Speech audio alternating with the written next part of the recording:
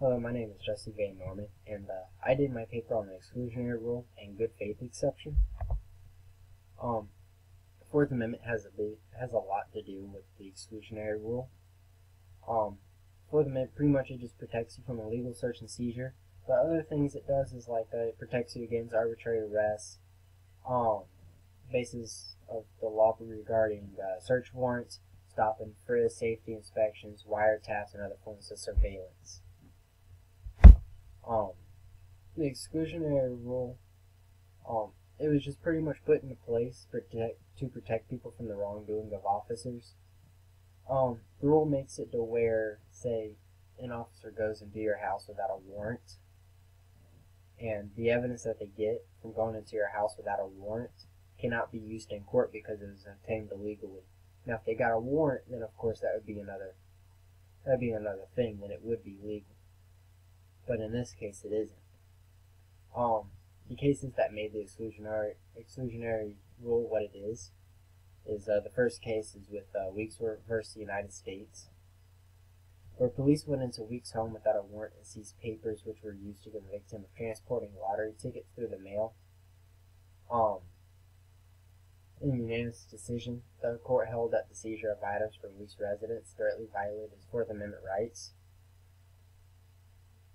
And the court also ruled that the refusal to return Weeks' possessions violated his Fourth Amendment rights as well. And this case pretty much started the exclusionary rule for the federal government, but not for the states yet. For their own, for the governors and all that stuff. For the individual states. And then you had Matt versus United States, and this started the exclusionary rule to where it was applied to all states, not just the federal government. Knapp was convicted of possessing of scene materials after an illegal police search of her home for a fugitive. This case was very controversial at the time, but decided that the evidence they took was illegally obtained from the police and violated our constitutional and Fourth Amendment rights. And this started the exclusionary rule for all the states.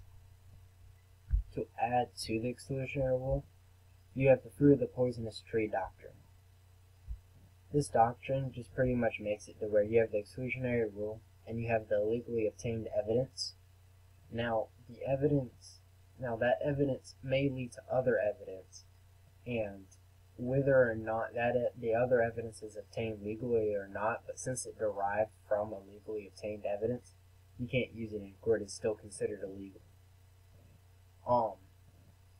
The case that made the poisonous tree doctrine is the Silverthorne Lumber Company versus United States.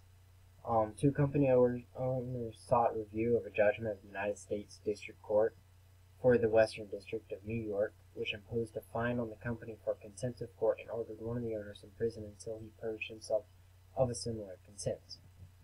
The men were arrested and put in jail, and then after that, federal law enforcement officials went to their business and took all their books and documents, everything that could be used against them in court.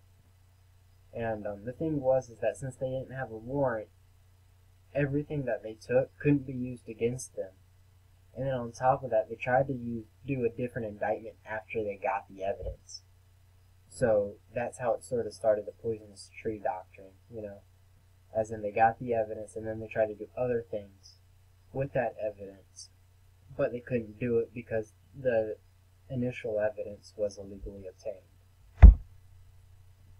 And then whenever you think of the exclusionary rule, I usually think of the Miranda rights just because they go hand in hand.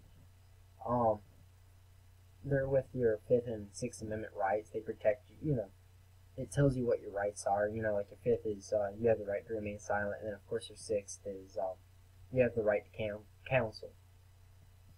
And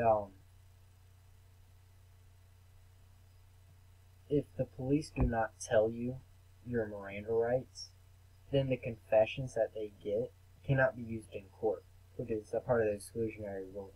And then with the confessions, if it leads on to other evidence, that evidence can also not be used in court either. So that's how it relates back with the exclusionary rule. And then to counter the exclusionary rule, the court made the good faith exception. Now, the good faith exception is for whenever officers are actually doing their job, but there was like a mishap with the judges. So, like, say, the police have probable cause, or they get a search warrant, anyway, from the judge.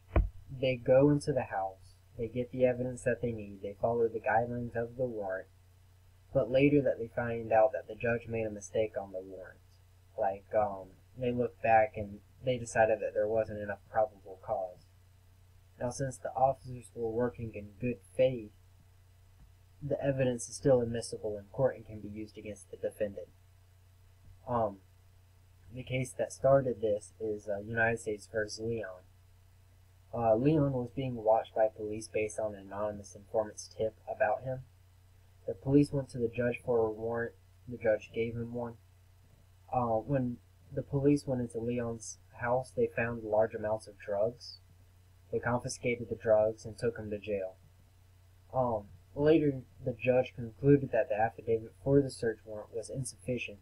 It did not establish the probable cause necessary to issue the warrant. So then the court looked and it said, well, should there be an exception to the exclusionary rule because the officers were doing their job and they were following guidelines?